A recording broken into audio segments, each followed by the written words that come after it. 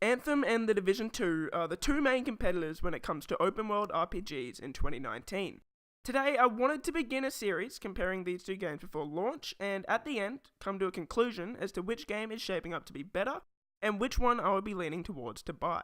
I would have included Destiny into this list as well, but because Destiny has already been out for so long, it's probably best to do a video on that another time. So this video is going to be part 1 of a several part series. These two games are going to have a hell of a lot of content, and if I tried to compare everything in one video, I would have to try and jam it all in and compress it to make sure the video didn't go for over an hour. This way I can go over absolutely everything and spread it out across a few videos. So sit back, get comfy, and let's have a look at Anthem and The Division 2. What is up, guys? Welcome back to TGG. This is the channel where I give my opinion on a wide variety of games and topics, and we continue that conversation in the comments below. If you go on to enjoy today's video, hey, why not subscribe down below for more videos like this each and every week. So in part 1 of Anthem vs The Division 2, I want to start off with a bang and talk about two of the most important parts of both games, those being the developers of both games and the stories they're creating. So let's start off by having a look at the developers and publishers of both games. Starting with Anthem, Anthem is being developed by a company I'm sure a lot of you have heard of, BioWare. For those of you that may be unfamiliar with BioWare, BioWare is famous for developing two massively successful series, those being Mass Effect and Dragon Age. With most of the games BioWare's developed being really well received, their last game, Mass Effect Andromeda, was not so well received. Regardless, I don't think one bad game is any reason to lose faith in BioWare. My main concern with Anthem actually lies in the publisher, EA. EA probably has the worst track record of any publisher in video game history, with their last victim being Battlefield 5. Now, let me just say that most games published by EA eventually turn out to be really good, but the problem with EA is they always seem to force developers into rushing the releases of games and releasing an unfinished product, as can be seen with Battlefield 5. With that said though, Anthem has been delayed until 2019, and I see this as a good thing. It shows that EA is hopefully allowing BioWare enough time to create a game that will be good at launch. Let's move over to The Division 2's developer, Massive Entertainment. Similar to BioWare, Massive has a pretty good track record. Massive has helped with the development of some outstanding games like Far Cry 3, South Park: The Fractured But Whole, Assassin's Creed Revelations, and of course, The Division.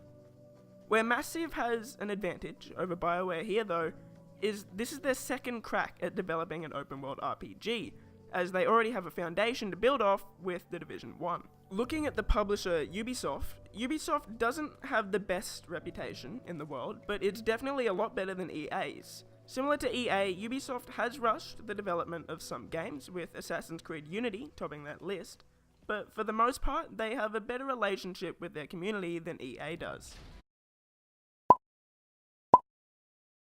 Let's have a look at the stories of both games, and we'll start with The Division 2. Before we have a look at the story of The Division 2, let's have a quick look at the history of The Division story with The Division 1. Yeah, it's rewind time. If you've played The Division 1, you'd know that while it did have an overarching story, with sort of a main villain, the main part of the story is told through the gameplay. What I mean by that is that the main objective of the storyline was to take back New York, which is what is done throughout the entire game. And while there are main missions and side missions, you won't necessarily find a clear-cut story. While The Division 2 will set out to improve on The Division 1's formula, the main premise will still be the same. This time will be set in Washington DC, and the main goal of the story will be, well, reclaim Washington. Where The Division 1 focused on the outbreak of the virus and the waste it left, The Division 2 will focus more on the actual survivors, as the game set 7 months after the first game. It'll focus more on how the survivors are banding together and how they're trying to rebuild what was lost. The main enemy faction in The Division 2 are called the True Sons. The True Sons are a group of paramilitary warlords who are bent on using their firepower to expand their territory over Washington DC.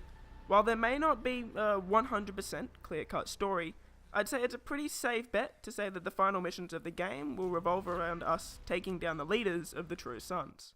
Moving over to Anthem, in Anthem's story, we have more of a clear-cut storyline. In Anthem, gods called Shapers used ancient technology to summon the Anthem of Creation to form the world in which Anthem takes place. After the mysterious disappearance of these gods, some of this ancient tech has been left behind and can activate without warning, which wouldn't be very good.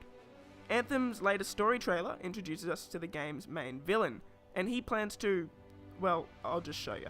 But with the power of the Anthem at my fingertips, I will end all this needless suffering.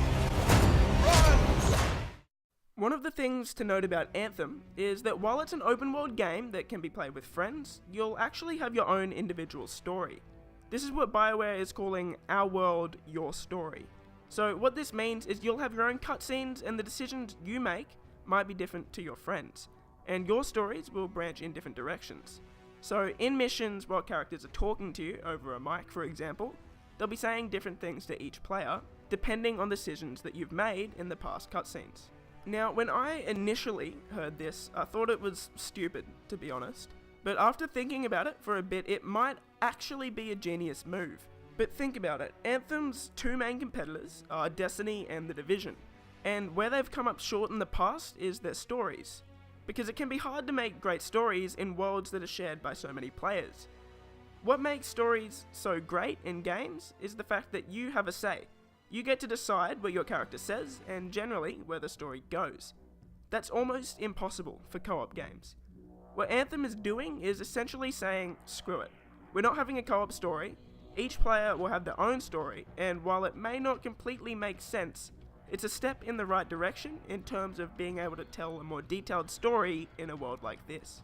Now, while we obviously haven't been able to play through the story of either game yet, I think at this stage it's probably safe to say that Anthem looks as though it's shaping up to have a little bit of a better story.